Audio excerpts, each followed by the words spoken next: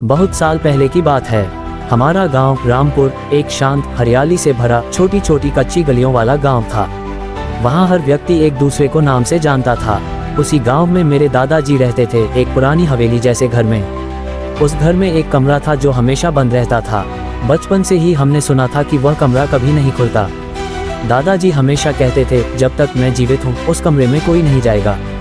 हम बच्चे अक्सर उत्सुक रहते थे कि उस कमरे में ऐसा क्या है, लेकिन जब भी पास जाते एक अजीब सी ठंडी हवा, सन्नाटा और डर सा महसूस होता था, जैसे उस कमरे के अंदर वक्त रुक गया हो। एक रात मैं 3 बजे बाथरूम जा रहा था, तभी देखा कि दादाजी धीरे से उस कमरे में जा रहे हैं। मैंने चुपचाप झांक कर देखा। उन्होंने एक पुरानी घड़ी चलाई जो उल्टी दिशा में चल रही थी, एक डायरी खोली और एक पुरानी तस्वीर निकाली जिसमें जो आदमी था वह हूबहू मेरी तरह दिखता था, लेकिन नीचे तारीख थी 1902। दादाजी की तबीयत बिगड़ने लगी।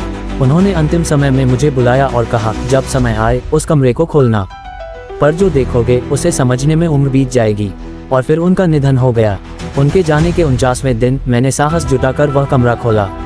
अंदर वही घड़ी, वही तस्वीर और वही डायरी पड़ी थी। डायरी में लिखा था, ग्रेटर दैन। मैं 1921 में एक योगी से मिला था। उसने समय को थामने की विद्या दी थी। हर कोई समय को जीतना चाहता है, पर मैंने एक ही दिन में बार बार जीना चुना है। इस कमरे में समय ठहर गया है। जो इसे समझेगा वो कल देख सकेगा, पर आज खो देगा।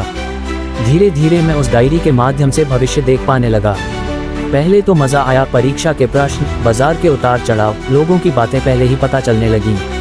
पर फिर चीज़ें अजीब होने लगीं।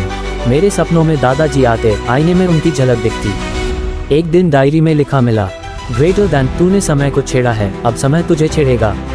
उस रात मेरी घड़ी बंद हो गई। अगले दिन से हर जगह दादाजी की परछाइयाँ दिखने लगी, खिड़की में, दर्पण में और सपनों में कहते रहे, ग्रेटर दैन, अब तू अगला है इस रहस्य को संभालने वाला। आज भी वह कमरा मेरे घर में बंद है। मैंने उसे सील कर दिया है, क्योंकि कुछ रहस्य जानने के लिए नहीं बल्कि चुप रहने के लिए होते हैं। शायद एक दिन जब तुम समय को समझना चाहोगे तो ये रहस्य फिर जीवित हो उठेगा। लेकिन याद रखना, समय का रहस्य वही जानता है जो अपने आज को खोने को तैयार हो।